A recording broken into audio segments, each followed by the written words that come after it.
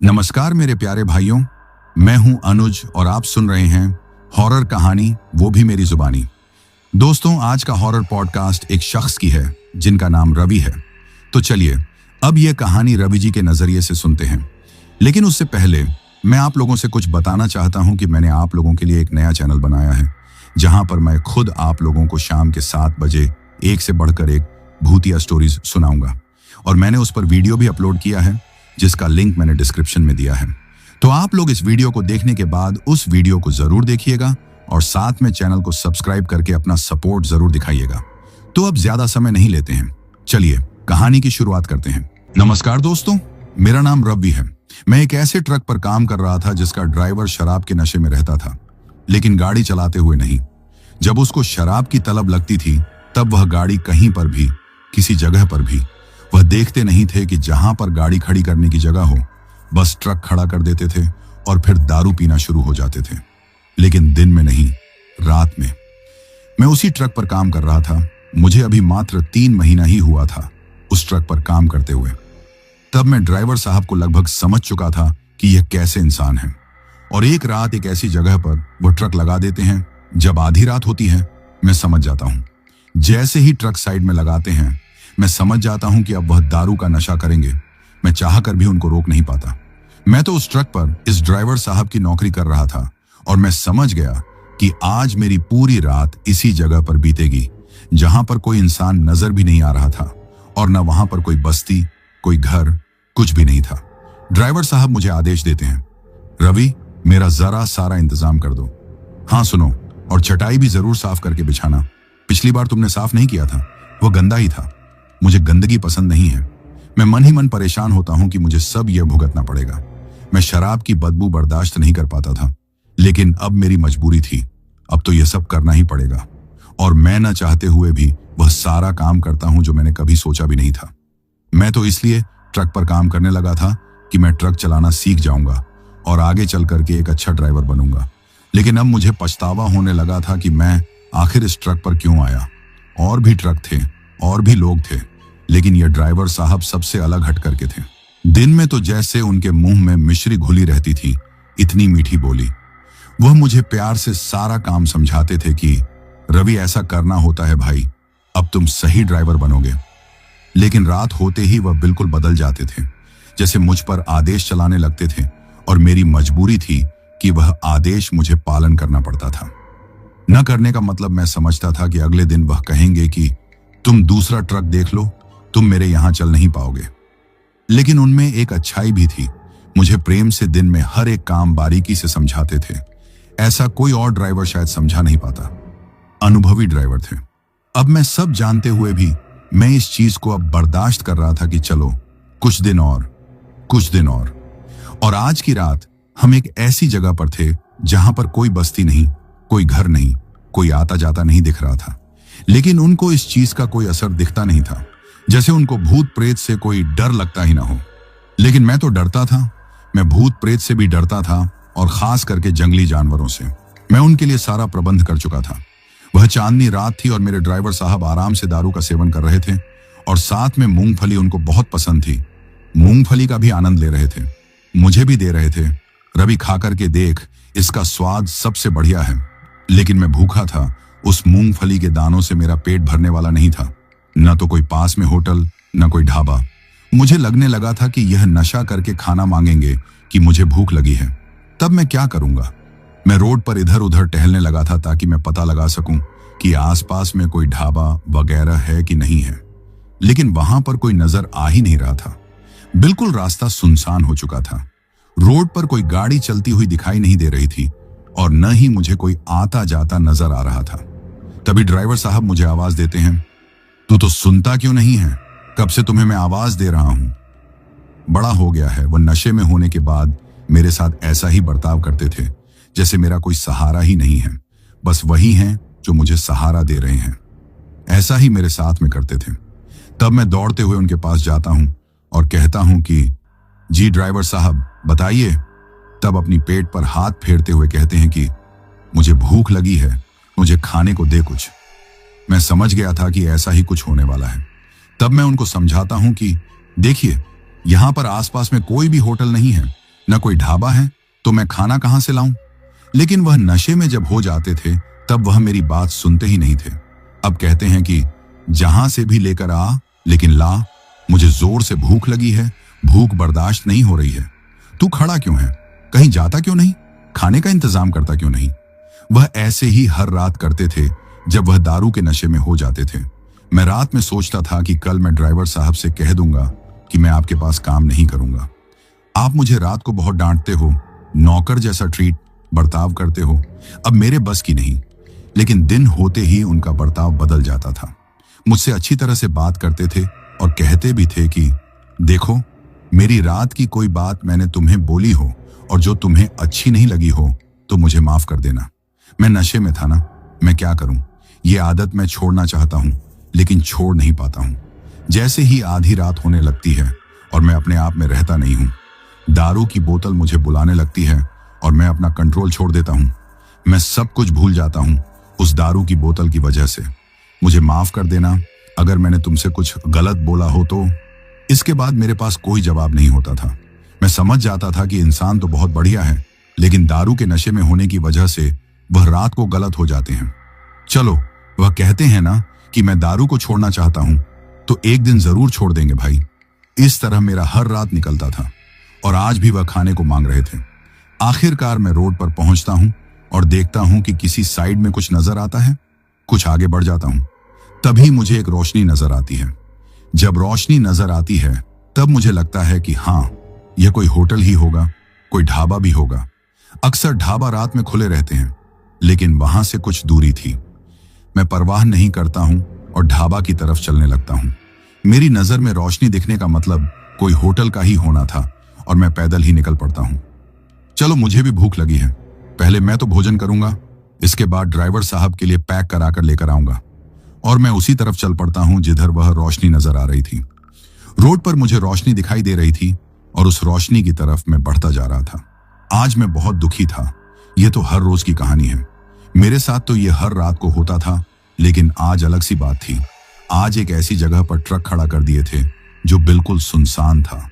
न कोई बस्ती, न कोई गांव, लेकिन शुक्र था कि आगे रोशनी नजर आ रही थी।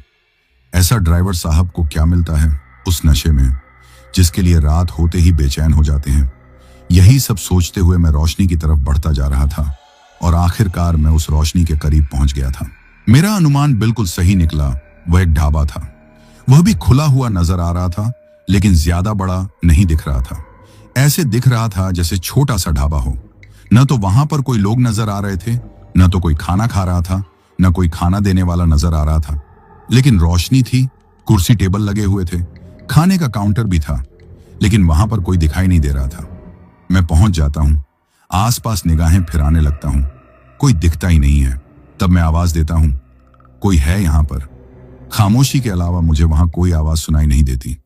हर तरफ खामोशी ही खामोशी। मैं दोबारा आवाज देता हूं, कोई है यहां पर? मुझे खाना चाहिए। लेकिन फिर भी खामोशी।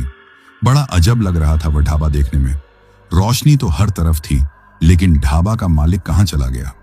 कहीं सो तो नहीं गया? मुझे ऐसा ही लग रहा था। रात भी ज्यादा हो चुकी थी। मुझे एहसास होने लगा कि ढाबा पर कोई ग्राहक है ही नहीं।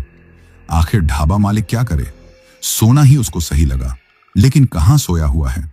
नजर तो आना चाहिए। तब मुझे एक दरवाजा बंद दिखता है। मुझे लगता है कि हाँ, यही दरवाजा है जिसके अंदर में ढाबा का मालिक आराम से सो रहा है। उसको ढाबा की परवाह नहीं है। एक जानवर भी आकर के खाना को नुकसान पहुंचा सकता है। कैसा इंसान है भाई। मैं अपने मन में यही सब बात सोचते हुए दरवाजा के पास पहुंच जाता हूं। फिर आवाज लगाता हूं, देखिए, मुझे खाने की जरूरत है। मुझे पता है कि आप सो रहे हैं, तो जाग जाइए। मैं कब से आपको आवाज लगा रहा हूं। लेकिन अभी भी खामोशी थी। वहां पर कोई भी जवाब मुझे सुनाई नहीं पड़ता। मैं हल्का सा उस दरवाजे को धकेलता हूं तो दरवाजा खुल जाता है। तब मैं देखता हूं वह कमरा नहीं, एक गलियारा था। गलियारा थोड़ा लंबा ही दिख रहा था, अंदर तक जा रहा था। अंदर भी रोशनी थी। कुछ गंध, महक मुझे महसूस हुई उस दरवाजा को खोलते ही, जैसे अंदर रसोई हो, वहां कुछ पक रहा हो। खुशबू थोड़ा अलग मुझे महसूस हो रही थी। आखिर क्या पक रहा है? और मैं अंदर गलियारे में आ जाता हूं। एक भी लोग मुझे गलियारे में नजर नहीं आ रहे थे कि यह खुशबू कहां से आ रही है। कहां पर है रसोई, क्या बन रहा है। लेकिन जो भी बन रहा था सुगंध अच्छा लग रहा था। मेरी भूख बढ़ रही थी वह सुगंध महसूस करके, और मैं और आगे की ओर बढ़ जाता हूं। आवाज लगाता हूं, कोई है यहां पर, कोई है यहां पर। लेकिन अभी भी मेरे सवाल का कोई भी जवाब देने वाला दिखाई नहीं दे रहा था। मैं खुशबू का एहसास करते हुए, सूंघते हुए और आगे चला जाता हूं। तब मुझे रसोई दिखती है। मैं देखता हूं एक चूल्हा जल रहा है और एक जवान लड़की उस चूल्हे पर कुछ बना रही है। उसी का सुगंध मुझे महसूस हो रहा था, लेकिन ऐसा लग रहा था कि वह अपने आप में मस्त है। उसका सारा ध्यान रसोई बनाने में है, खाना बनाने में। मैं देखता हूं, ज्यादा उम्र की नहीं दिख रही थी, जवान लग रही थी। 20 से 25 साल की उम्र होगी। बाल घुंघराले थे और खुले हुए थे। शायद चूल्हे की गर्मी से उसके चेहरे पर पसीना दिखाई दे रहा था, जो बूंद के रूप में नजर आ रहा था। लेकिन वह बिल्कुल बेफिक्र होकर खाना बनाने में लगी हुई थी। मैं कई पल उसकी सुंदरता देखता रहता हूं। न जाने ऐसा मैं क्यों कर रहा था। मैं तो ऐसा बिल्कुल भी नहीं था, लेकिन लग रहा था कि मैं उसको देख करके अपने आप को भूल गया हूं। मेरी नजर बस उसके चेहरे पर जमी हुई थी और वह अपने काम में व्यस्त लग रही थी। जो भी पक रहा था उसकी खुशबू मुझे मदहोश कर रही थी। आखिर क्या बना रही थी? क्या यही इस ढाबा की मालिक थी? मैंने कहा ना, मैं अपने आप में बिल्कुल नहीं था। ऐसा मैं बिल्कुल था कि नहीं जैसा आज रात को मैं बन चुका हूं। मैं भूख को भूल जाता हूं, यह भी भूल जाता हूं कि मैं कौन हूं। मैं उस लड़की की खूबसूरती को निहारते रहता हूं। अचानक उस लड़की का ध्यान टूटता है, जो खाना बनाने में व्यस्त नजर आ रही थी और मेरी तरफ देखती है और कहती है, यहां पर कैसे आना हुआ? मैं उसके सवाल का जवाब दे नहीं पा रहा था। मुझे कुछ सूझ नहीं रहा था कि मैं अब क्या जवाब दूं। फिर वह लड़की बोलती है, यहां पर कैसे आना हुआ? क्या चाहिए आपको? बस मैं उसकी तरफ देखता रहता हूं। होंठ फड़फड़ा रहे हैं मेरे, लेकिन मैं कुछ बोल नहीं पा रहा था, जैसे मुझ पर कोई जादू का असर हो गया हो। वह लड़की फटाफट उठती है, कहती है, आपको कोई आगे बैठा हुआ दिखाई नहीं दिया? मैं अब उस लड़की से पहली बार बात कर रहा था। मैं बोलता हूं थोड़ा हिचकते हुए, नहीं जी, मुझे काउंटर पर कोई भी बैठा नजर नहीं आया। मैं देख रहा था वह थोड़ा परेशान हो गई थी मुझे देख करके। वह गलियारे में झांकती है और फिर कहती है, ऐसा नहीं हो सकता है, वह वहीं पर होगा, वह वहीं पर होगा। उसका बोलने का अंदाज, गलियारे में झांकने का अंदाज मेरे मन में संदेह पैदा कर रहा था। मैं देख रहा था लड़की के चेहरे पर डर दिखाई दे रहा था। आखिर किससे वह डर रही थी? किस बात का डर? कौन था वहां पर जिसकी वजह से वह डरी हुई नजर आ रही थी? फिर वह गलियारे की तरफ तेजी से आगे बढ़ जाती है और मुझे वहीं पर रुकने का इशारा करती है, जैसे कह रही हो, तुम यहीं पर रुकना, मैं अभी गई और अभी आई। शायद वह काउंटर पर देखने गई हो कि वहां पर कोई है कि नहीं है, और कुछ ही देर में वह लौट के आ जाती है। अभी भी उसका चेहरा डरा हुआ दिख रहा था। मैं पूछता हूं, बात क्या है जी? आप इतना बेचैन क्यों दिखने लगी और क्यों डरी हुई नजर आने लगी? आप मुझसे डर रही हैं ना? तो मैं बाहर चला जाता हूं। तब वह लड़की मेरा हाथ पकड़ लेती है और कहती है कि मैं आपसे नहीं डरी हुई हूं, मैं उससे डरी हुई हूं। मैं पूछता हूं, कौन? किससे डरी हुई है? क्या आपका कोई रिश्तेदार है, आपके पापा या फिर कोई और? हड़बड़ाकर वह लड़की कहती है, नहीं नहीं, वह मेरा कोई रिश्तेदार नहीं है। वह तो मुझे इस जगह पर कैद कर रखा है। मैं इस जगह पर उसकी कैद में हूं। वह मुझ पर हुक्म चलाता है और मुझे उसका हुक्म मानना पड़ता है। वह लड़की डरी हुई थी। मैं देख पा रहा था उसकी आंखों से अब आंसू भी नजर आ रहे थे। यह सब देख करके मैं बहुत हैरान हो गया था। क्या मतलब? इस जवान लड़की को किसी ने अपने कब्जे में ले रखा है, कैद में डाल रखा है, इसे जबरदस्ती यहां का काम करवा रहा है। कौन हो सकता है? मेरे शरीर में सनसनी होने लगी, खून में उबाल होने लगा। न जाने क्यों, जबकि मैं ऐसा बिल्कुल भी नहीं था। मैं किसी से लड़ाई झगड़ा कभी भी करता नहीं था। मैं शांत स्वभाव का था।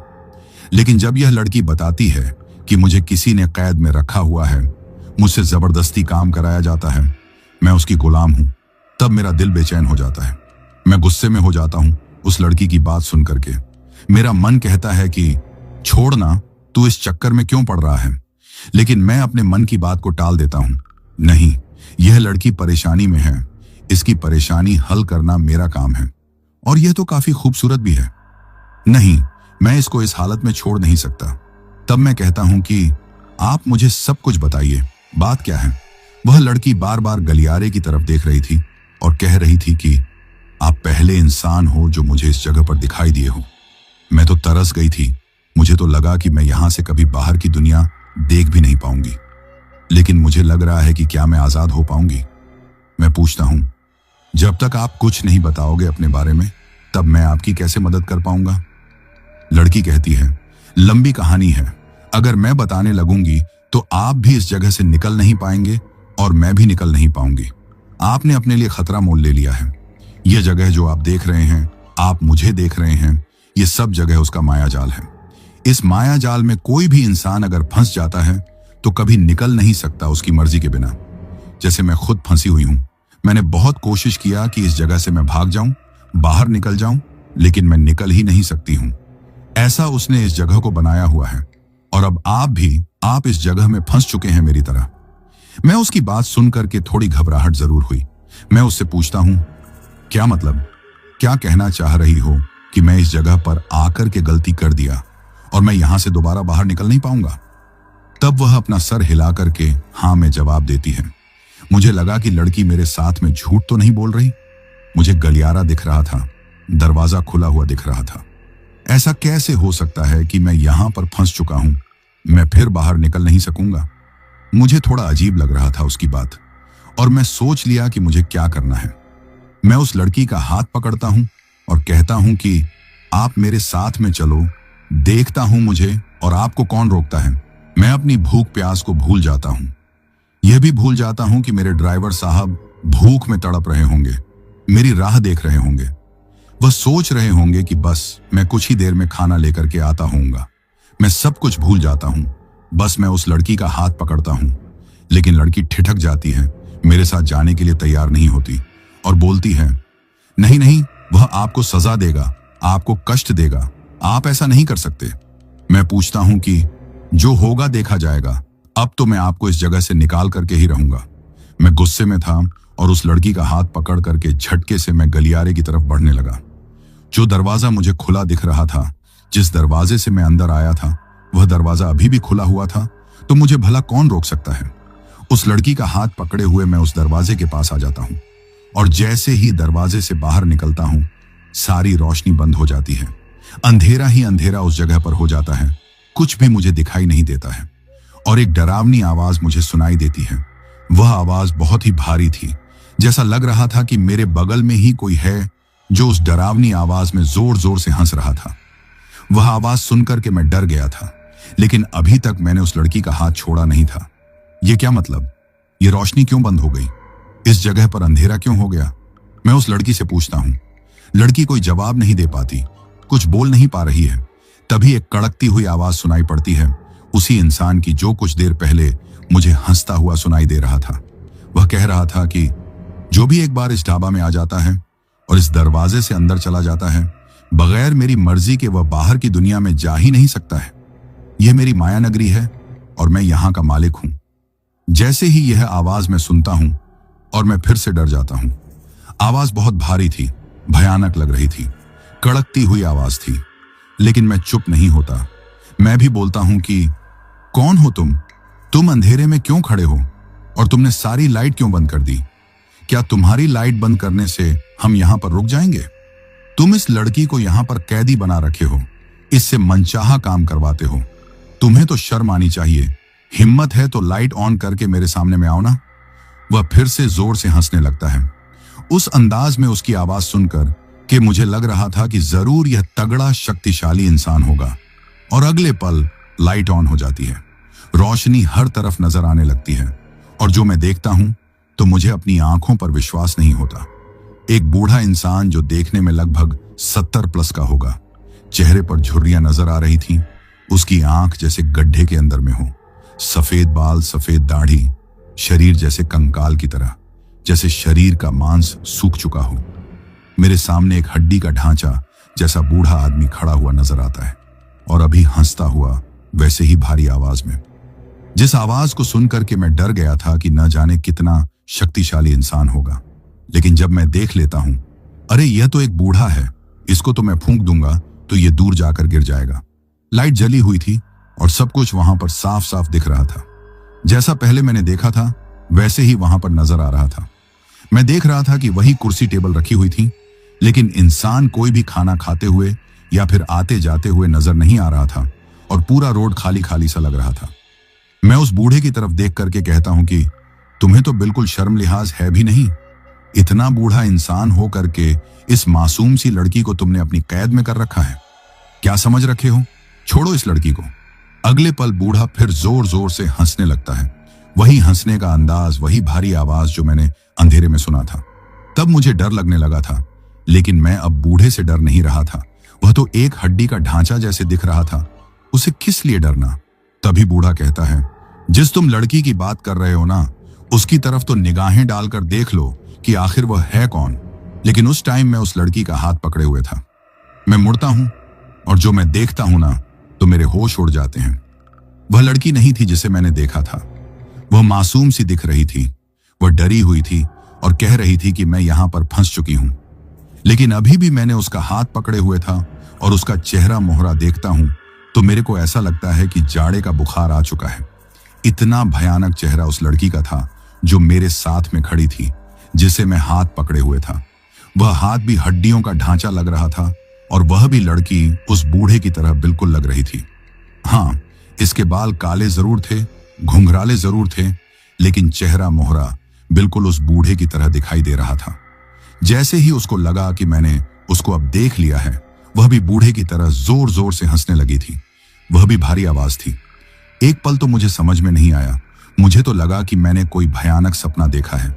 यह सब सपने में मैं सब कुछ देख रहा हूं, लेकिन यह कोई सपना नहीं था। यह हकीकत में मेरे सामने में सब चल रहा था। वह खूबसूरत लड़की एक चुड़ैल में बदल चुकी थी और वह भी जोर जोर से हंस करके मुझे डराने का काम कर रही थी। पर मैं डर भी चुका था। मैं इतना डर चुका था कि लगा कि मैं अब इस जगह से जिंदा तो बच के जा ही नहीं सकता, जहां पर दो दो शैतान मुझे नजर आ रहे थे, एक बूढ़ा और दूसरी यह चुड़ैल लड़की। क्या मुझे यहां से जिंदा जाने देंगे?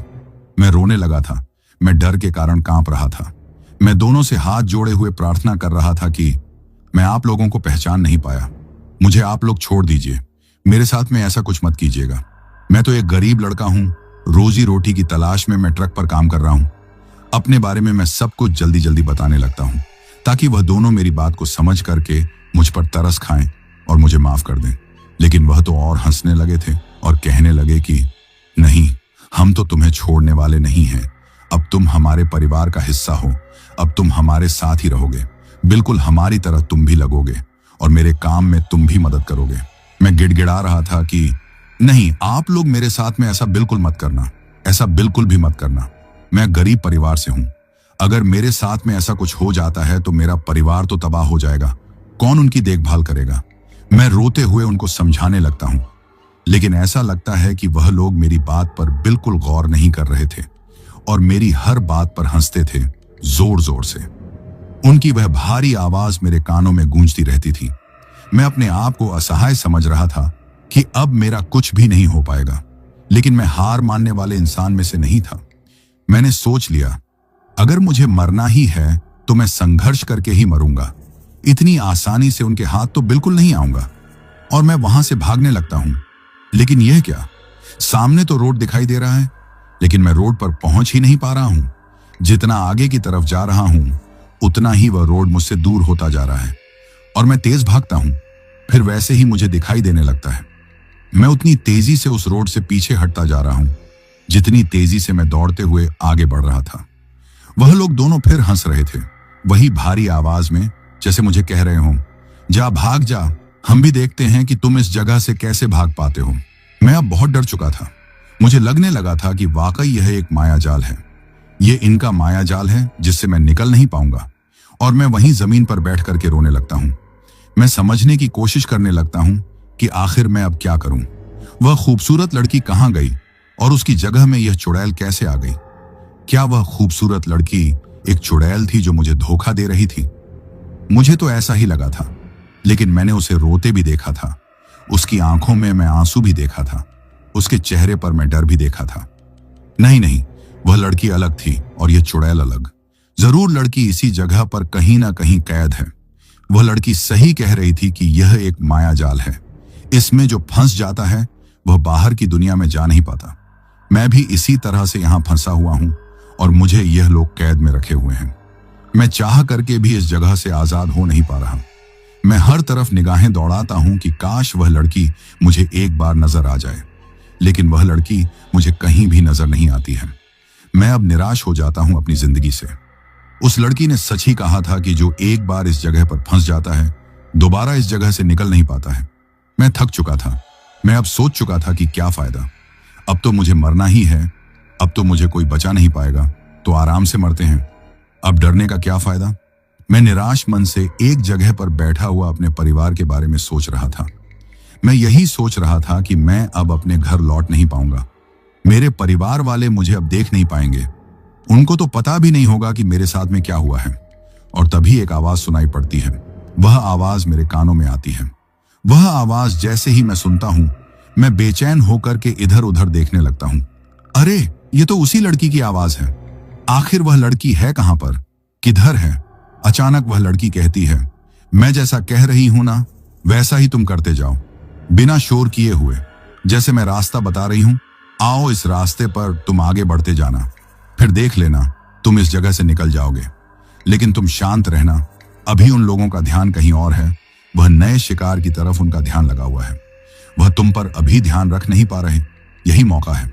तो जैसा मैं कह रही हूं वैसा तुम करते जाओ और मैं तुम्हें इस जगह से बाहर निकाल दूंगी। मैं तुम्हारे ही कारण उस नर्क से बाहर निकल पाई। मैं हैरान था। लड़की तो कहीं दिखाई नहीं दे रही थी, लेकिन उसकी आवाज मेरे कानों में सुनाई दे रही थी।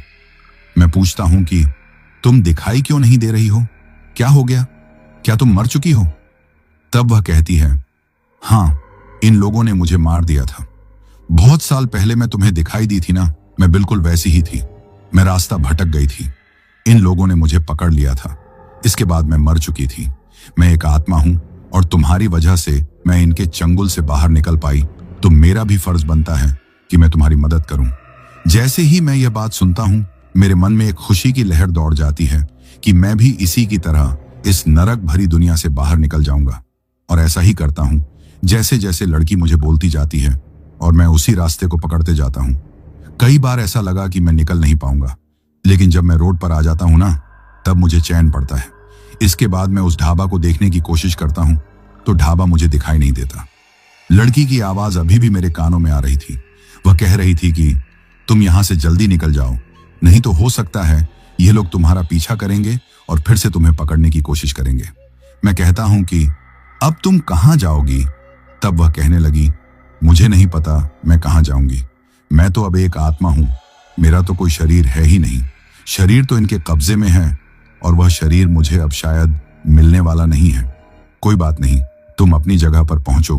कभी ना कभी हम लोग जरूर मिलेंगे, लेकिन अभी तुम जल्दी से निकल जाओ, नहीं तो फिर से कहीं तुम दोबारा फंस ना जाओ। और मैं तेजी से वहां से भागता हूं अपने ट्रक की तरफ। ड्राइवर साहब नशे में सोए हुए मिले। उनको दीन दुनिया से कोई मतलब नहीं था, लेकिन मैंने सोच लिया था कि बस रात भर कैसे भी इस ट्रक में रहूंगा और अगले दिन मैं कोई दूसरा ट्रक का इंतजाम करूंगा। अब इनके साथ में काम नहीं कर पाऊंगा। नमस्कार दोस्तों, मेरा नाम सोनाली है और मैं दिल्ली शहर की रहने वाली हूं। आज मैं अपने जीवन में घटी नहीं, बल्कि अपनी सगी बहन रागिनी के जीवन में घटी एक ऐसी सच्ची घटना के बारे में आपको बताना चाहती हूं, जिसे सुनकर आप बहुत ज्यादा घबरा जाएंगे। उसे सुनने से ही आपके दिल की धड़कन बढ़ जाएगी। एक ऐसी कहानी जिसे सुनोगे तो आपके रोंगटे खड़े हो जाएंगे। लेकिन सोचो, जब वो घटना मेरी बहन रागिनी के साथ घटी होगी, तो उस वक्त हम सब पर, मेरे परिवार पर क्या गुजरी होगी।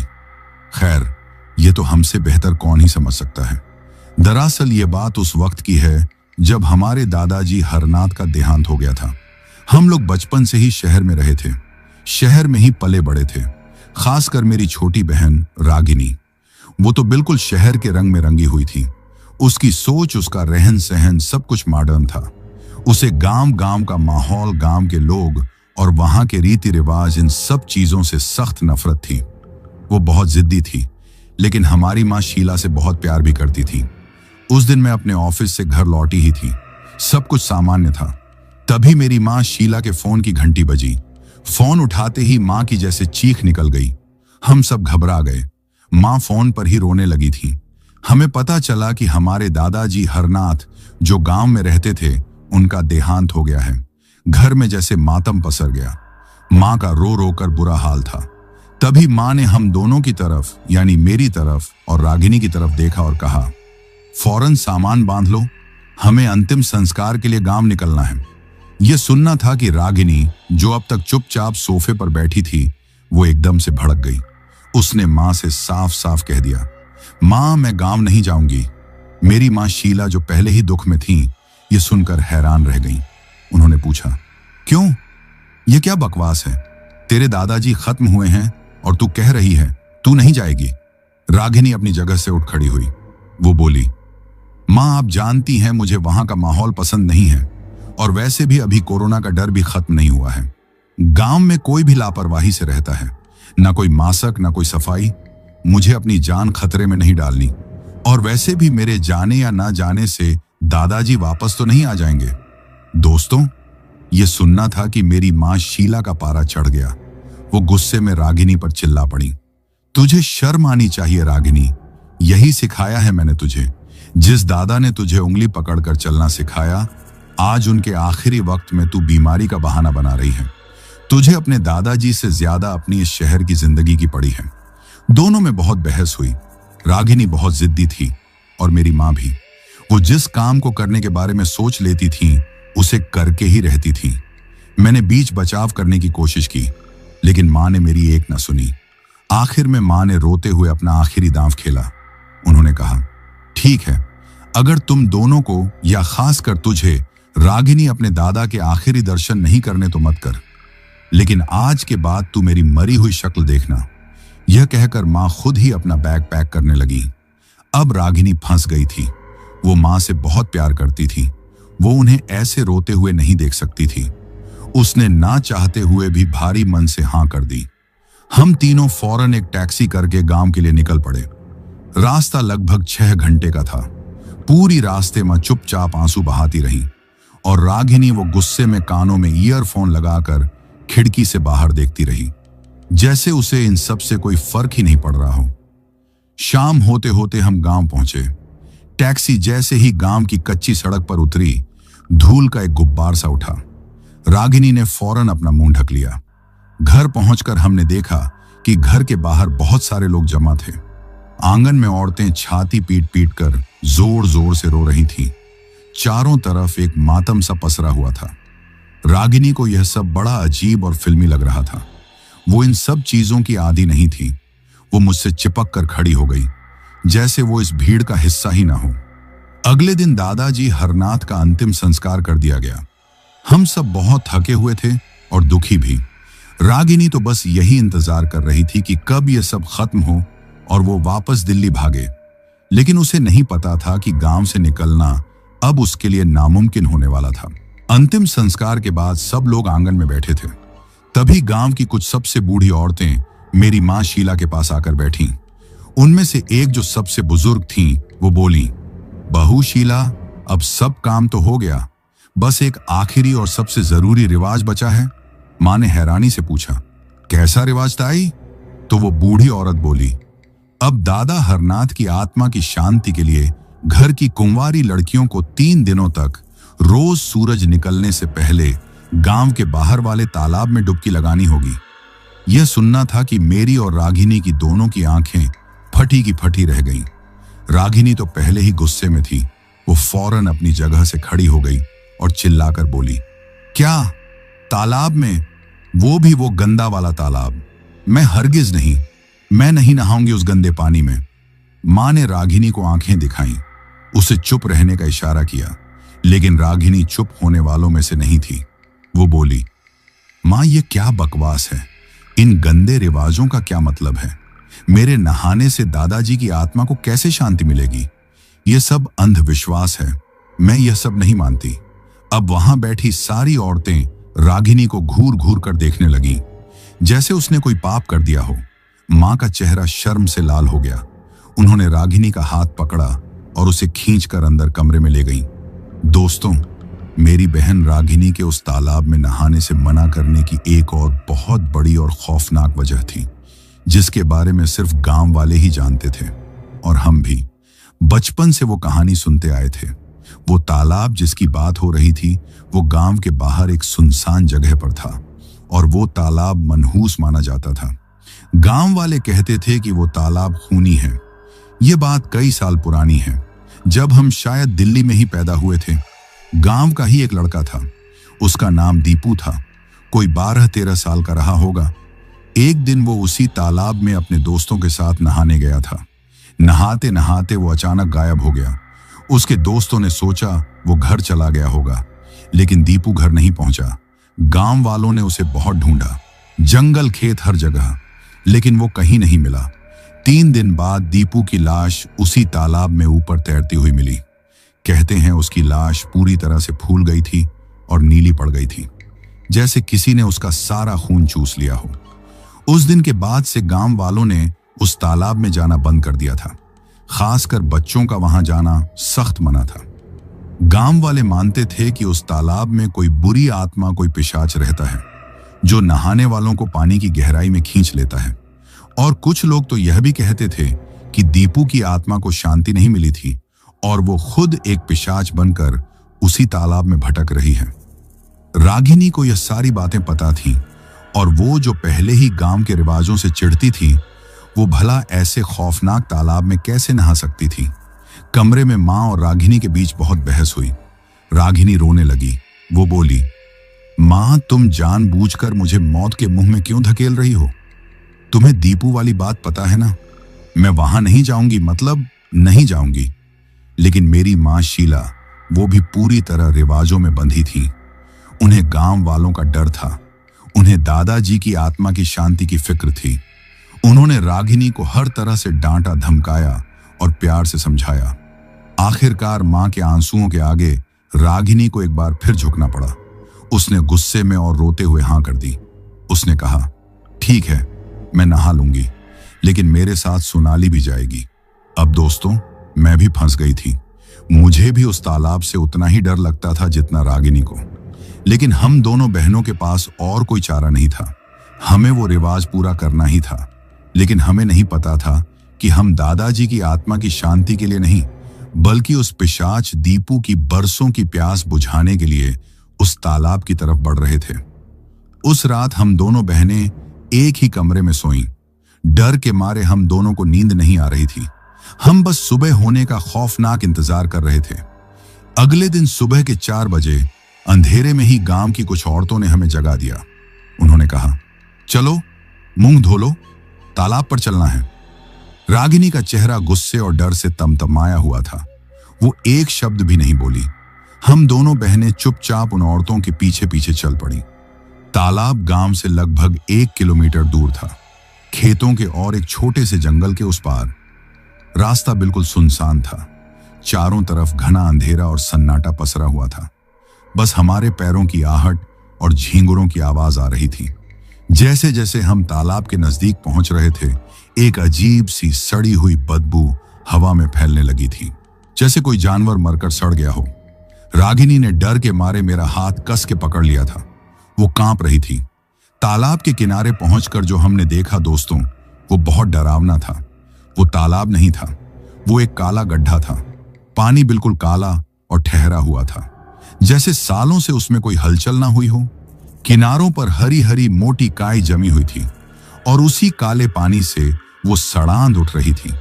गांव की जो औरतें हमारे साथ आई थीं, वो तो जैसे इस सब की आदी थीं। वो फटाफट बातें करती हुई पानी में उतरी। उन्होंने 3-3 डुबकियां लगाईं और बाहर निकल आईं। उन्होंने हमें आवाज दी, चलो सोनाली, रागिनी, तुम दोनों भी डुबकी लगा लो, देर हो रही है, सूरज निकलने से पहले यह करना है। रागिनी वहीं किनारे पर बुत बनकर खड़ी हो गई थी।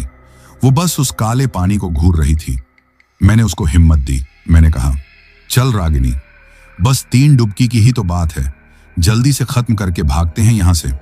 मैंने रागिनी का हाथ पकड़ा और हम दोनों डरते डरते तालाब की सीढ़ियों से नीचे उतरने लगी। जैसे ही मेरे पैर ने पानी को छुआ, एक बर्फीली ठंडक मेरी रगों में दौड़ गई। पानी इतना ठंडा था कि पैर सुन्न पड़ गया और पैर के नीचे नरम कीचड़ महसूस हुआ, जैसे मैं किसी दलदल में धंस रही हूं। यह बहुत घिनौना एहसास था। हम दोनों जैसे तैसे कमर तक पानी में पहुंची। वो दूसरी औरतें अब तक जा चुकी थीं। हम उस अंधेरे में उस बदबूदार तालाब में बिल्कुल अकेली थी। मैंने कहा, चल फटाफट डुबकी मारते हैं। हम दोनों ने अपनी नाक बंद की और पहली डुबकी लगाई। पानी की बदबू दिमाग तक चढ़ गई। हम फौरन ऊपर आईं, फिर दूसरी डुबकी और फिर तीसरी। जैसे ही हम तीसरी डुबकी लगाकर बाहर आईं और वापस किनारे की तरफ भागने के लिए मुड़ी, तभी रागिनी जोर से चीखी। उसकी एक दबी हुई चीख निकली। मैंने घबरा कर देखा, रागिनी पानी में छटपटा रही थी। वो चिल्ला रही थी, सोनाली मेरा पैर, किसी ने मेरा पैर पकड़ लिया है। दोस्तों, ये सुनकर मेरी तो जान ही निकल गई। मुझे दीपू की वो फूली हुई लाश याद आ गई। मैंने घबराकर रागिनी का हाथ पकड़ने की कोशिश की, लेकिन वो मुझसे दूर खींचती जा रही थी। वो जो भी चीज थी वो बहुत ताकतवर थी। वो रागिनी को गहराई में खींच रही थी। रागिनी बुरी तरह हाथ पैर मार रही थी। मैंने अपनी पूरी ताकत लगाकर उसका हाथ पकड़ा और उसे किनारे की तरफ खींचने लगी। न जाने मुझ में इतनी हिम्मत कहां से आ गई थी। मैं बस चिल्ला रही थी, छोड़ दो मेरी बहन को। कुछ देर यह खींचतान चलती रही। रागिनी आधा पानी में डूब चुकी थी, बस उसका सिर और हाथ ऊपर था। तभी अचानक ना जाने कैसे वो पकड़ ढीली पड़ गई, जैसे उसने रागिनी का पैर छोड़ दिया हो। मेरा हाथ जो रागिनी को पकड़े हुए था वो झटके से पीछे आया और हम दोनों गिरती पड़ती तालाब की सीढ़ियों पर आ गिरी। हम एक पल भी वहां नहीं रुकी। हम दोनों गीले और कांपते हुए घर की तरफ भागे। हम तब तक नहीं रुकी जब तक हमने घर का दरवाजा नहीं देख लिया। घर में घुसते ही हम दोनों आंगन में धड़ाम से गिर पड़ी और जोर जोर से हाँफने लगी। हमारी आवाज सुनकर मेरी माँ शीला घबराकर बाहर आई। हम दोनों को उस हालत में देखकर वो डर गईं। उन्होंने घबराकर पूछा, क्या हुआ? तुम दोनों इतनी डरी हुई क्यों हो? क्या हुआ तालाब पर? रागिनी जो बुरी तरह कांप रही थी वो रोते हुए बोली, माँ, तालाब में कोई है। उसने मेरा पैर पकड़ लिया था। वो मुझे मारना चाहता था। ये सुनना था कि मेरी माँ शीला के हाथ पैर ठंडे पड़ गए। उनके चेहरे का रंग उड़ गया। लेकिन दोस्तों, यह तो बस एक खौफनाक कहानी की शुरुआत थी। हमें उस वक्त यह नहीं पता था कि जिस चीज ने रागिनी का पैर पकड़ा था वो सिर्फ उसका पैर पकड़कर नहीं रुका था। वो पिशाच, वो दीपू की आत्मा, वो रागिनी के साथ तालाब से बाहर आ चुकी थी।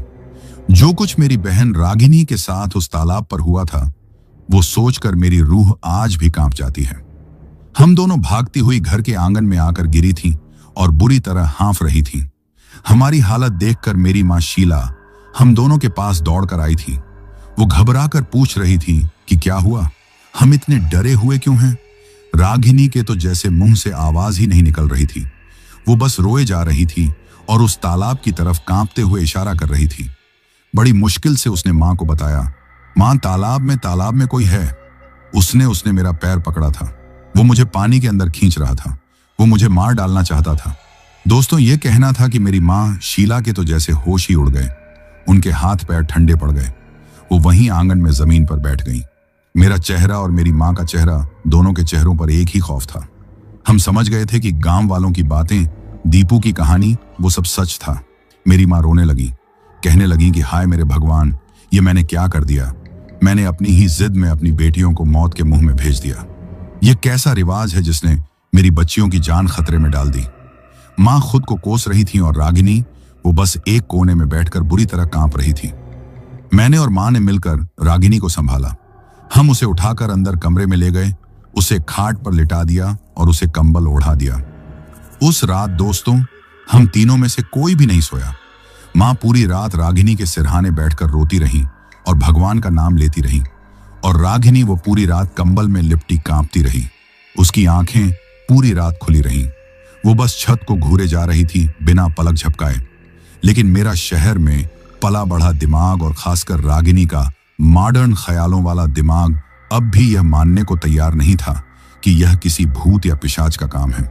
हम खुद को समझा रहे थे कि हो सकता है पानी के अंदर कोई जानवर हो, कोई बड़ी मछली, या शायद तालाब की गंदगी में कोई लकड़ी का टुकड़ा या जड़ फंस गई हो और रागिनी का पैर उसमें उलझ गया हो, और डर के मारे हमें लगा हो कि किसी ने पैर पकड़ लिया है।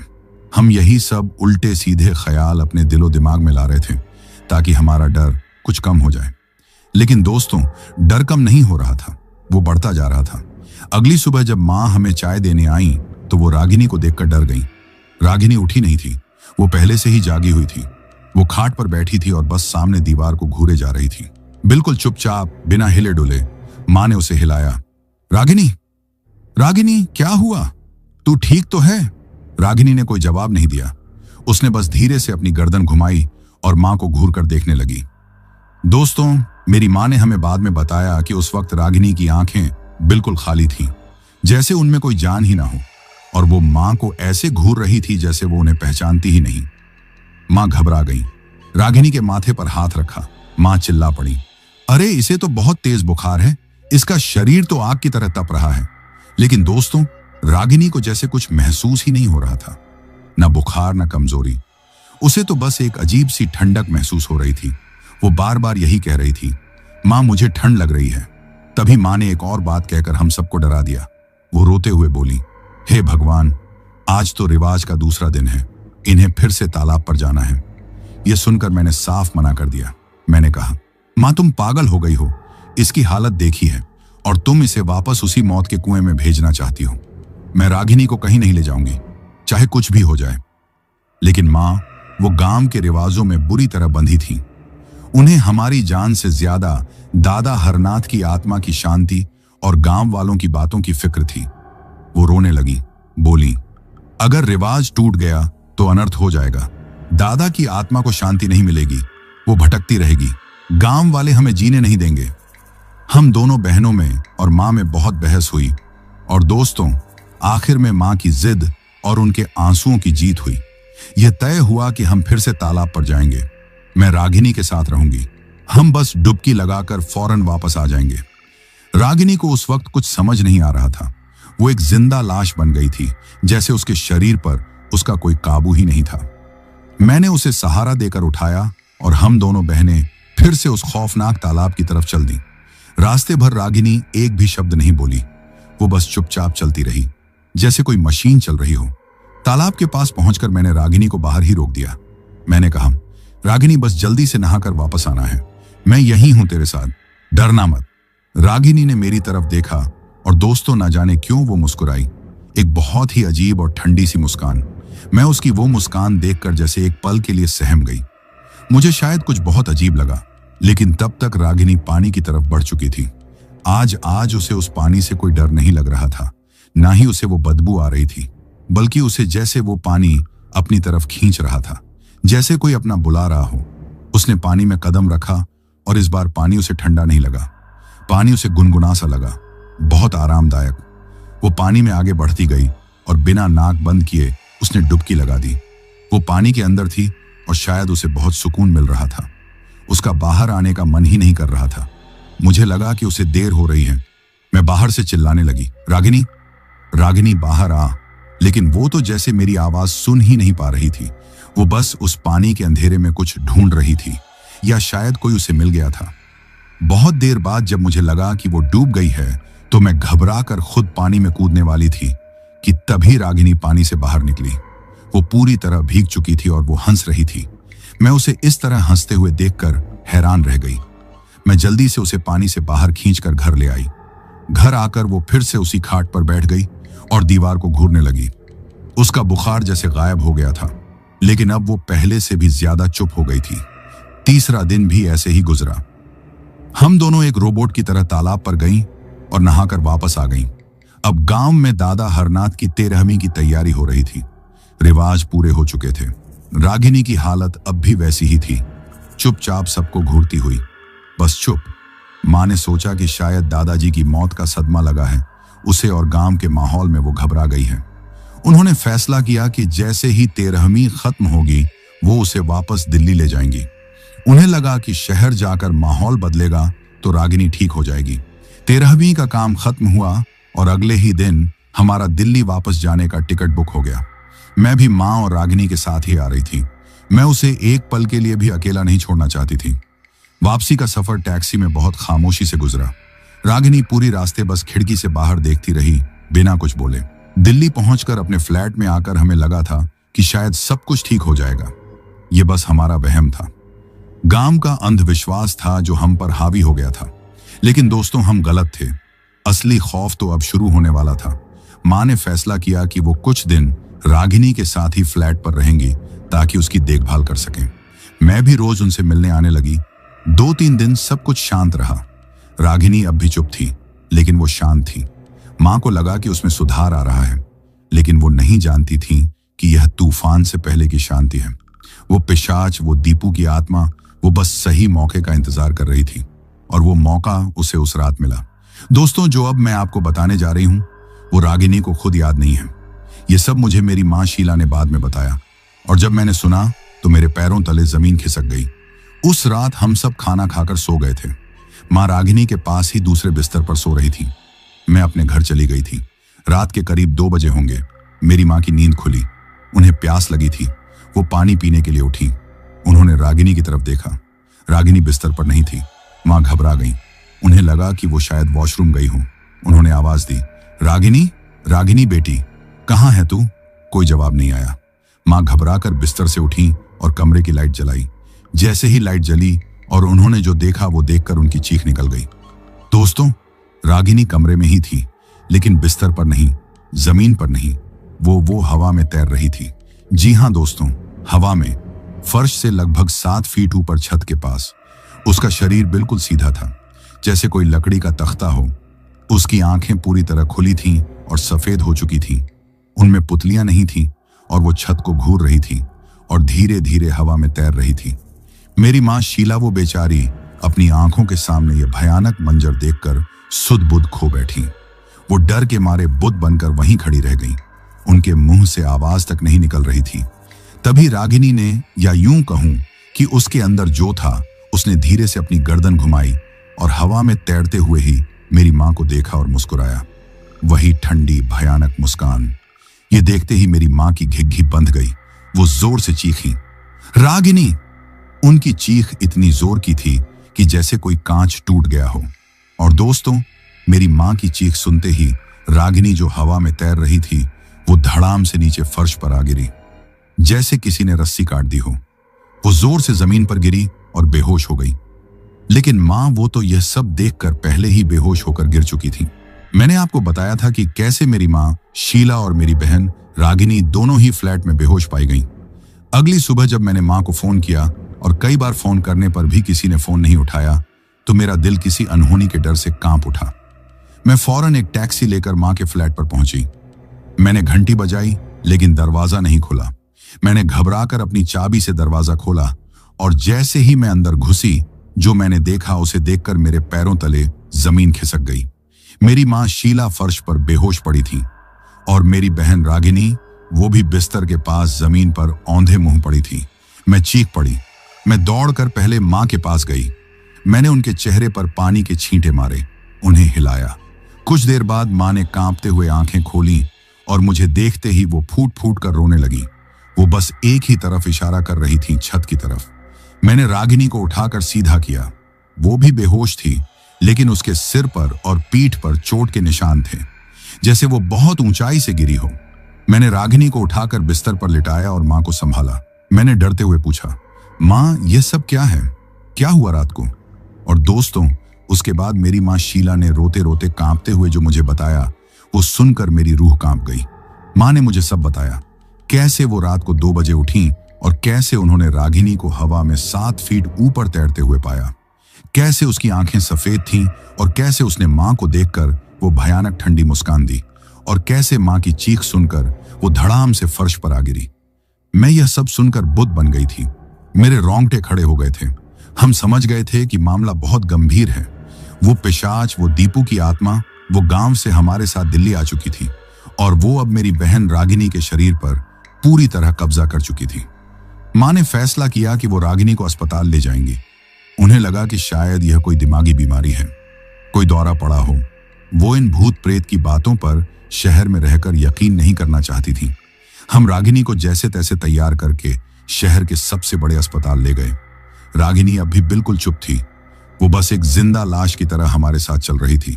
अस्पताल पहुंचकर हमने डॉक्टर को सब कुछ बताया, लेकिन दोस्तों, हमने वो हवा में तैरने वाली बात छुपा ली। हमें डर था कि डॉक्टर हमें पागल समझेंगे।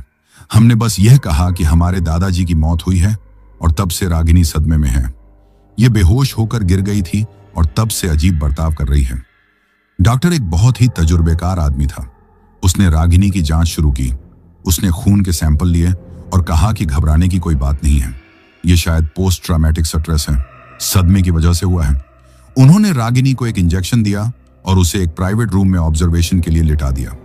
माँ और मैं दोनों रागिनी के पास ही बैठे थे।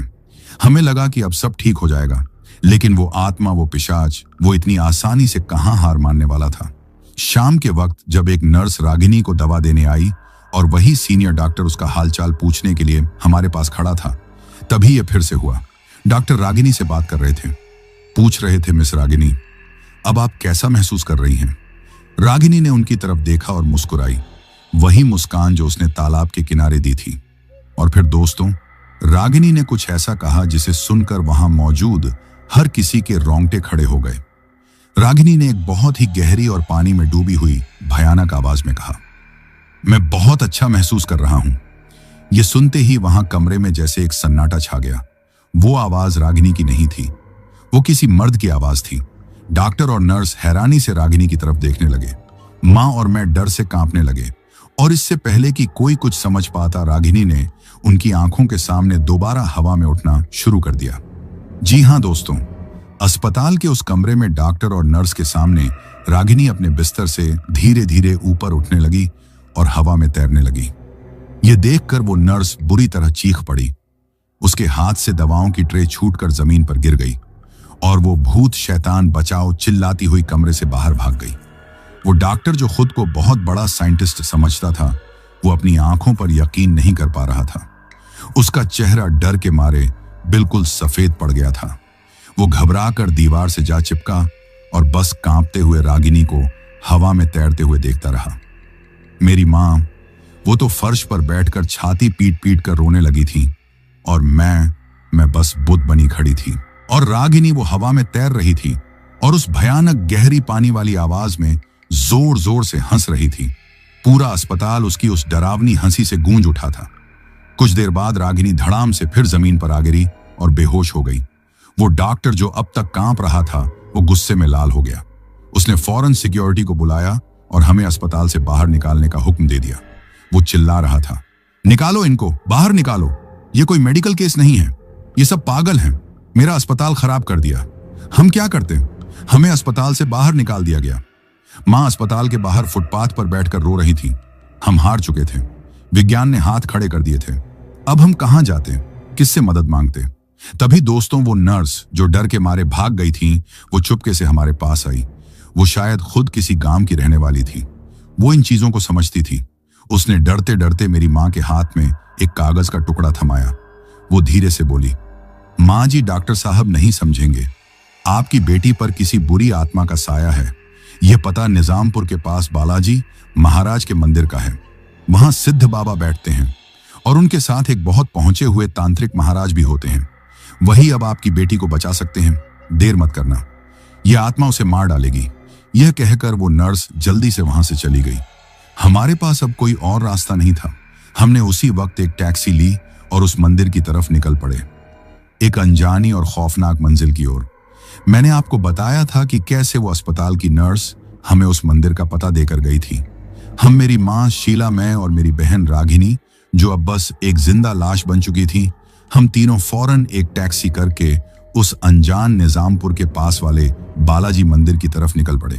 हमारे दिल में डर भी था और एक आखिरी उम्मीद भी कि शायद यहीं हमारी मुश्किल का हल मिलेगा। लगभग 1 घंटे के सफर के बाद टैक्सी ने हमें एक बहुत ही पुराने और सिद्ध मंदिर के बाहर उतार दिया। मंदिर प्राचीन पत्थर का बना था जो जगह जगह से पुराना पड़ गया था। अंदर ज्यादा भीड़भाड़ नहीं थी। एक अजीब सा सन्नाटा और सुकून फैला हुआ था। हवा में धूप बत्ती और गेंदे के फूलों की खुशबू घुली हुई थी। हमने डरते डरते अंदर कदम रखा। आंगन में बालाजी महाराज की एक बड़ी सी सिंदूरी मूर्ति थी जिस पर चांदी का वर्क चढ़ा था, और वहीं एक कोने में एक पीपल के पेड़ के नीचे एक बूढ़े से झटाधारी बाबा बैठे थे। उनके चेहरे पर एक अजीब सा तेज था। वो ही शायद सिद्ध बाबा थे। और उनके ठीक बगल में एक और आदमी बैठा था जिसकी उम्र यही कोई 50-55 की रही होगी। उसने गहरे लाल कपड़े पहने थे, माथे पर बड़ा सा तिलक था और आंखें बहुत तेज थीं। वो कोई तांत्रिक महाराज लग रहे थे, जैसा कि उस नर्स ने बताया था। हम तीनों डरते डरते उनकी तरफ बढ़े। मेरी माँ रागिनी को सहारा दिए हुए थी। जैसे ही सिद्ध बाबा और उन तांत्रिक महाराज की नजर हम पर पड़ी, खासकर रागिनी पर, वो दोनों एक पल के लिए रुक गए। उनके चेहरे के भाव बदल गए, जैसे वो समझ गए हों कि हम क्या मुसीबत लेकर आए हैं। सिद्ध बाबा ने हमें पास बुलाया। मेरी माँ उन्हें कुछ बताती, इससे पहले ही वो तांत्रिक महाराज खड़े हो गए और सीधे रागिनी के सामने आकर रुक गए। उन्होंने रागिनी को सिर से पांव तक घूरा और फिर सिद्ध बाबा की तरफ मुड़कर बोला, बाबा, ये लड़की खाली नहीं है। इसके अंदर कोई बहुत ताकतवर पिशाच है जो पानी से आया है। ये सुनकर मेरी माँ वहीं जमीन पर बैठकर रोने लगी। वो बाबा के कदमों में गिर गई। बाबा, मेरी बेटी को बचा लो, ये शैतान इसकी जान ले लेगा। सिद्ध बाबा ने उन्हें उठाया और शांत रहने को कहा। फिर उन्होंने रागिनी की तरफ देखा और मुझसे या मेरी माँ से नहीं, बल्कि रागिनी के अंदर जो था उससे बात की। वो बोले, कौन है तू? क्यों इस मासूम बच्ची के पीछे पड़ा है? क्या चाहिए तुझे? दोस्तों, जैसे ही बाबा ने यह कहा, रागिनी जो अब तक चुपचाप खड़ी थी वो कांपने लगी। उसका पूरा शरीर बुरी तरह कांपने लगा और फिर उसके मुंह से वही गहरी पानी में डूबी हुई भयानक आवाज निकली, वो मेरी है, मैं उसे ढूंढ रहा था, वो खुद आई थी मेरे पास तालाब में, मैं इसे नहीं छोड़ूंगा, मैं इसे अपने साथ लेकर ही जाऊंगा। यह सुनकर वहां बैठे कुछ और लोग डर के मारे पीछे हट गए। माँ और मैं डर से कांप रहे थे, लेकिन सिद्ध बाबा और वो तांत्रिक महाराज वो बिल्कुल शांत थे, जैसे उन्हें कोई हैरानी ना हुई हो। सिद्ध बाबा मुस्कुराए, वो बोले, अच्छा तो तू दीपू है। दोस्तों, जैसे ही बाबा ने दीपू नाम लिया, रागिनी के अंदर जैसे एक बिजली सी दौड़ी। वो पिशाच हैरान था कि इस बाबा को उसका नाम कैसे पता चला। बाबा ने अपनी बात जारी रखी, कई सालों से उसी तालाब में अटका हुआ है तू, पिशाच बन गया है। तालाब में नहाने वालों का खून चूस चूस कर उनकी ऊर्जा लेकर तू बहुत शक्तिशाली हो गया है। तुझे लगा कि इस बच्ची को तू आसानी से अपने वश में कर लेगा, लेकिन तू भूल गया कि हर ताकत के ऊपर एक ताकत होती है। यह कहकर तांत्रिक महाराज ने अपने झोले में से कुछ भभूत राख निकाली और उसे रागिनी के ऊपर फेंक दिया। वो भभूत जैसे ही रागिनी के शरीर से टकराई, दोस्तों, हमें लगा जैसे हजारों बिच्छुओं ने उसे एक साथ डंक मार दिया हो। रागिनी नहीं, वो पिशाच एक दिल दहला देने वाली चीख मारकर फर्श पर गिर गया और तड़पने लगा। सिद्ध बाबा ने मेरी मां की तरफ देखा। वो बोले, बेटी, इलाज शुरू हो गया है, लेकिन यह बहुत खतरनाक होगा। पूरे 24 घंटे लगेंगे और इन 24 घंटों में कुछ भी हो सकता है। तुम्हारी बेटी की जान भी जा सकती है। तैयार हो? मां रोते हुए बोली। बाबा, अब सब आपके सहारे हैं, बस मेरी बच्ची को बचा लो, तांत्रिक महाराज ने कहा। बाबा, अनुष्ठान शुरू करने के लिए हमें उसी तालाब का पानी चाहिए होगा। जी हाँ दोस्तों, वही खूनी तालाब। सिद्ध बाबा ने मेरी तरफ देखा। बेटी, यह काम तुम्हें करना होगा। तुम्हें वापस उस गांव जाना होगा और उसी तालाब से 2 बोतलें पानी भरकर लाना होगा। जाओ, जल्दी जाओ, वक्त बहुत कम है। मैं यह सुनकर कांप गई। मैं अकेली वहां कैसे जाती? लेकिन जब मैंने फर्श पर तड़पती अपनी बहन रागिनी को देखा तो मेरी आंखों में हिम्मत आ गई। मैंने कहा, मैं जाऊंगी बाबा, मैं अभी जाऊंगी। मैं उसी वक्त टैक्सी करके वापस गांव के लिए निकल पड़ी, एक ऐसे सफर पर जो मैं कभी नहीं करना चाहती थी। मेरे जाने के बाद सिद्ध बाबा और तांत्रिक महाराज ने रागिनी को मंदिर के एक पिछले हिस्से में बने छोटे से हवन कुंड वाले कमरे में बंद कर दिया। मां को बाहर इंतजार करने को कहा। उधर मैं डरते डरते गांव पहुंची। रात का अंधेरा हो रहा था। मैं कांपते हुए उस तालाब पर पहुंची। वहां वही सड़ी हुई बदबू फैली थी। मुझे डर लग रहा था कि कहीं वो पिशाच मुझ पर भी हमला ना कर दे। मैंने हिम्मत करके जल्दी से 2 बोतलें पानी की भरी और वहां से ऐसे भागी जैसे मेरे पीछे मौत पड़ी हो। मैं देर रात तक वापस मंदिर पहुंची। तब तक अनुष्ठान शुरू हो चुका था। बाबा और तांत्रिक महाराज उस बंद कमरे के अंदर थे और अंदर से रागिनी की नहीं, बल्कि उस पिशाच दीपू की भयानक चीखें और गर्जने की आवाजें आ रही थीं। मां दरवाजे पर बैठी बस रोए जा रही थी। यह सिलसिला पूरी रात चलता रहा। अगली सुबह जब हम दोनों की आंख लग गई थी, तभी तांत्रिक महाराज ने दरवाजा खोला। उनका चेहरा पसीने से भीगा था। वो बहुत थका हुआ लग रहा था। वो बोला, जाकर देखो अपनी बेटी को, यह पिशाच बहुत जिद्दी है, यह हार नहीं मान रहा है। हम डरते डरते अंदर गए और जो हमने देखा, हमारी चीख निकल गई। रागिनी फर्श पर पड़ी थी, लेकिन वो रागिनी नहीं लग रही थी। उसका शरीर पूरी तरह फूल गया था, जैसे पानी में डूबी हुई लाश होती है। उसकी चमड़ी नीली और पीली पड़ गई थी और उससे वही भयानक सड़ी हुई बदबू आ रही थी जो तालाब से आती थी। माँ यह देखकर बेहोश हो गई। मैं रोने लगी। मुझे लगा रागिनी मर चुकी है, वो पिशाच जीत गया है। तभी सिद्ध बाबा और तांत्रिक महाराज वापस अंदर आए। तांत्रिक महाराज गुस्से में थे। वो बोले, बाबा अब आखिरी उपाय ही करना होगा। सिद्ध बाबा ने सिर हिला दिया। तांत्रिक महाराज ने अपने झोले से एक छोटा सा धारदार चाकू निकाला। यह देखकर रागिनी के फूले हुए शरीर में हलचल हुई। वो पिशाच घबरा गया। नहीं, ये क्या कर रहे हो? मुझे मत मारो। तांत्रिक महाराज रागिनी के पास गए और झटके से उसने रागिनी के सिर के कुछ बाल काट लिए। जी हाँ दोस्तों, उसने रागिनी के थोड़े से बाल काट लिए और फिर वो तालाब के पानी की वो दूसरी बोतल उठाकर लाया जो मैं भरकर लाई थी। तांत्रिक महाराज ने वो कटे हुए बाल उस पानी की बोतल में डाल दिए। रागिनी के बाल उस गंदे तालाब के पानी में तैरने लगे और फिर उस तांत्रिक महाराज ने वो किया जिसकी हमने कल्पना भी नहीं की थी। उसने एक छोटा सा चूल्हा जलाया और उस पानी की बोतल को, जिसमें रागिनी के बाल थे, उसे आग पर गर्म करने के लिए रख दिया। दोस्तों, यह होना था कि जैसे ही वो बोतल गर्म होनी शुरू हुई, जैसे ही उस तालाब के पानी ने आग की गर्मी महसूस की, रागिनी के अंदर जो पिशाच था वो ऐसे तड़पा जैसे किसी ने उस पर खौलता हुआ तेल डाल दिया हो। उसे भयानक पीड़ा होने लगी। वो जोर जोर से चीखने लगा, आ आ आ आ हा हा। ये क्या किया? जलन, बहुत जलन हो रही है। हटा लो इसे, मुझे छोड़ दो, मैं जल जाऊंगा, निकालो मुझे। वो रागिनी के उस फूले हुए शरीर में तड़प रहा था जैसे उसे जिंदा जलाया जा रहा हो। उसकी चीखें इतनी भयानक थीं कि मंदिर की दीवारें कांपने लगीं। सिद्ध बाबा अब खड़े हो गए थे। उनके हाथ में एक पुराना छोटा सा लकड़ी का बक्सा था। उन्होंने उस बक्से को खोला और जोर से बालाजी महाराज का जयकारा लगाया।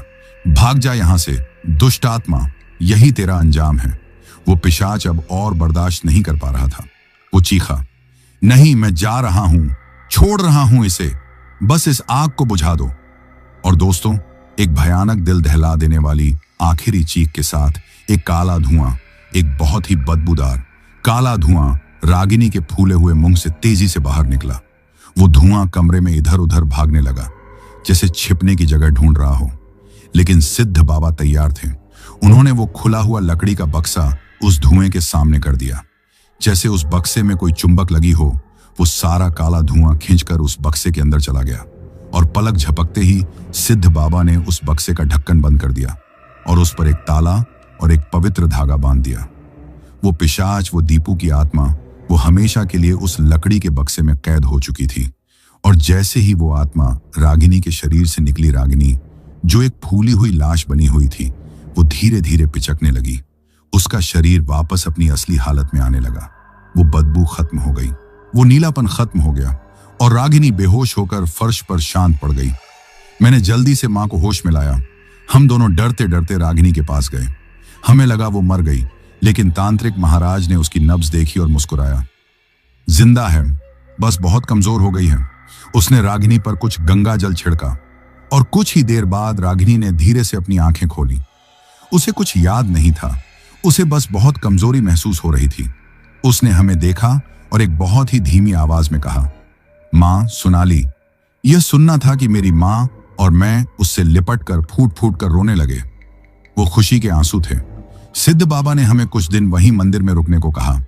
रागिनी इतनी कमजोर हो गई थी कि वो चल भी नहीं पा रही थी, लेकिन वो बच गई थी। वो पिशाच जा चुका था। जब हम कुछ दिनों बाद वहां से जाने लगे तो बाबा ने हमें सख्त हिदायत दी। उन्होंने कहा, इस बच्ची को अभी घर से बाहर बिल्कुल मत निकालना जब तक यह पूरी तरह स्वस्थ ना हो जाए, और जब यह ठीक हो जाए तो इन्हीं महाराज बालाजी को आकर एक नया चोला और सवा मणि का प्रसाद जरूर चढ़वा देना। बाबा ने वो लकड़ी का बक्सा जिसमें दीपू की आत्मा कैद थी, वो हमें नहीं दिया। उन्होंने कहा, यह आत्मा नष्ट नहीं हुई है, बस कैद हुई है। इसे यहीं मंदिर की नींव के नीचे दबा दिया जाएगा ताकि यह फिर कभी किसी को परेशान ना कर सके। मेरी माँ ने और मैंने बाबा और तांत्रिक महाराज को बहुत सारी दक्षिणा, पैसे देने की कोशिश की, लेकिन उन्होंने मुस्कुराकर मना कर दिया। उन्होंने कहा, बेटी, यह हमारा धर्म है, हम इंसानियत की मदद करने का पैसा नहीं लेते। दोस्तों, आज इस बात को कई साल हो गए हैं। रागिनी बिल्कुल ठीक है, लेकिन वो खौफ, वो तालाब, वो बदबू और वो पानी में डूबी हुई भयानक आवाज हम तीनों आज तक नहीं भूल पाए हैं। वो हमारी जिंदगी का सबसे भयानक और सच्चा किस्सा था। तो दोस्तों, ये कहानी यही खत्म हुई। अब जिन भाइयों ने अपना नाम वीडियो में कमेंट किया था, उनका नाम लेते हैं। राम अवधेश पटेल भाई धनापुर से, विनोद गुरुंग भाई दुबई से, फजीन भाई मालदीव से, नीरज भाई कानपुर से, विक्रम सिंह भाई लखनऊ से, सिप्पा बरार भाई बठिंडा से, भीमसेन भाई ओडिशा से, मोहम्मद शाह भाई रोहरी सिंध पाकिस्तान से, धर्मराज भाई भारत से, वरुण भाई यवतमाल से, इजहार भाई उत्तर प्रदेश से, कुलविंदर कौर भाई पंजाब से, मेहंदी भाई पाकिस्तान से, अंजलि चौधरी जी मथुरा से, कृष्णा प्रजापति भाई गाजियाबाद से, मोहिबाजी पाकिस्तान से, रतन भाई भारत से, जसप्रीत सिंह भाई राजौरी गार्डन से, समीर सिंह और शमी सिंह तोमर भाई ग्वालियर से, लक्ष्मण भाई तेलंगाना से, अरविंद भाई राजकोट से, गिरिराज विश्वकर्मा भाई इंदौर से, विनोद सिंह भाई सोपुरा ब्यावर से, हसन अब्बास भाई इटली से, राजकुमार भाई नेपाल काठमांडू से, निहारिका जी ओडिशा से, सतेंद्र कुमार भाई टिप्टूर से, अनुराग कश्यप भाई दुबई से, रुपेश पटेल भाई सूरत से, सरफराज आलम भाई मुंबई से, पूनम जी सूरत से, मुकेश गुर्जर भाई भरतपुर राजस्थान से, अशीम भाई इंदौर से, राम अवधेश पटेल भाई गांधौना उत्तर प्रदेश से, रविंद्र भाई आगरा से, हेमंत कुमार भाई भरतपुर राजस्थान से, शेख मोइन भाई महाराष्ट्र से, रंजीत कुमार भाई दिल्ली से, फिजा जी इस्लामाबाद पाकिस्तान से, नीरज पेप्सू भाई कानपुर से, रंजीत भाई बलिया से, पांडुरंग कशीद भाई सूरत से, बलभिंदर सिंह भाई राजस्थान से, धर्मेंद्र झा भाई कोलकाता से, समीर अलवी भाई गाजियाबाद से, बाबू मंडल भाई राउरकेला से, पूनम धानक भाई राजकोट से, मेघा दीदी उमरेड से, अजीनाथ भाई धामगांव महाराष्ट्र से, हमदून जिया और अहियान और आलिया भाई मालदीव से, कविता भिवानी जी हरियाणा से, ज्योत्सना जी यवतमाल से, शरीक भाई माधेपुर बिहार से, अक्षय रावत भाई भारत से, मोहम्मद महफूज आलम भाई जयपुर से, करण कुमार भाई सीतामढ़ी से, युवेश तिवारी और हर्ष तिवारी भाई लोहारी सिरसा प्रयागराज से, सूरज भाई माधेपुर बिहार से, अख्तर अंसारी भाई सिंगापुर से, विकास पंडो भाई छत्तीसगढ़ से, सुनील राज भाई असम से, हामिदुल्लाह खान भाई पाकिस्तान से, सुरजीत मोगा भाई पंजाब से, मुकेश भाई देवबंद से, बिमल भाई सऊदी अरब से, मानसा भाई पठानकोट से, रोशनी कंसकर जी मंडला मध्य प्रदेश से, आदित्य कुमार भाई बलरामपुर से, प्रणब भाई ओडिशा से, इफात अलीम खान भाई पाकिस्तान से, कृष्णा भाई ओडिशा से, अरुण कुमार भाई अयोध्या से, अमित भाई अलीगढ़ उत्तर प्रदेश से, आखिरुल इस्लाम भाई मालदा से, राकेश कुमार कलेरा भाई राजस्थान से, मोहम्मद आसिफ भाई बंगाल से, दीपिका श्रीवास्तव जी कानपुर से, राकेश कुमार भाई जॉर्डन से, समय सिंह तोमर भाई ग्वालियर से, जुनैद अख्तर भाई मालेगांव से, बादल कुमार भाई बिहार से, वाजिद तबस्सुम भाई लाहौर पाकिस्तान से,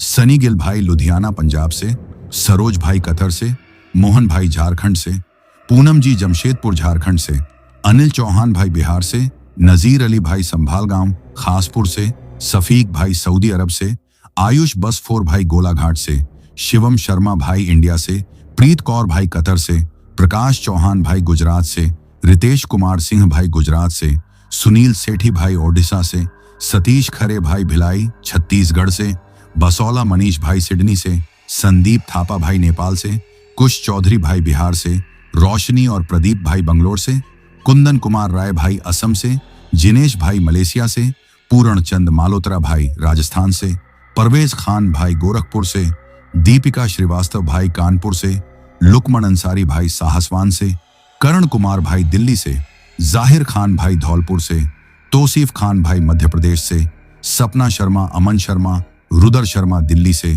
दीपक भोयर भाई अर्जुनली गांव से, दीपक जाट भाई पानीपत हरियाणा से, विपुल भाई गया बिहार से, राणू गिरी दुबई से, अमर घोरपड़े भाई महाराष्ट्र से, दिके शुक्ला भाई खलीलाबाद से, रिंकू भाई इंडिया से, सुखदेव भाई फरीदाबाद से, सुस्मिता चक्रवर्ती भाई कोलकाता से। और जिन भाइयों ने अपना नाम कमेंट किया है लेकिन उनका नाम वीडियो में नहीं लिया गया है, तो भाइयों आप लोग टेंशन ना ले, आप लोगों का नाम अगली वीडियो में जरूर लिया जाएगा। और अगर आप लोग भी चाहते हैं कि आपका नाम वीडियो में लिया जाए तो अपना नाम और अपने शहर का नाम वीडियो में कमेंट करें। अगर आपको यह कहानी पसंद आई हो तो वीडियो को लाइक और चैनल को सब्सक्राइब करें ताकि और भी डरावनी कहानियां आप तक पहुंच सकें। कहानी को अंत तक सुनने के लिए दिल से धन्यवाद दोस्तों। आज के लिए बस इतना ही, मिलते हैं जल्द ही कुछ नई कहानियों के साथ। तब तक के लिए अपना ध्यान रखिए।